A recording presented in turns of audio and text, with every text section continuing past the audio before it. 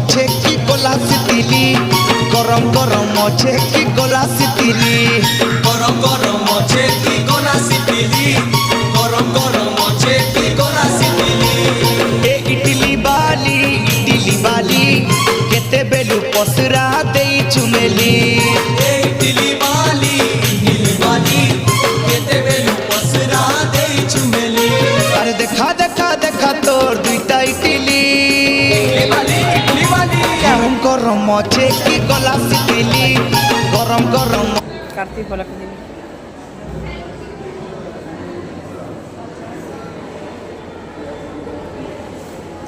standard देख लो थोड़ा केड़ा है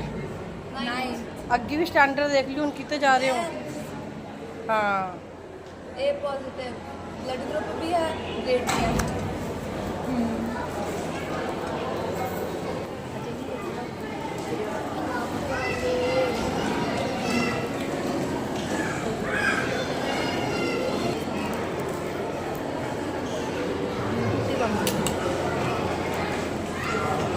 थोड़ी वीडियो सी यूट्यूब पे पावा मैं तो थोड़ी वीडियो सी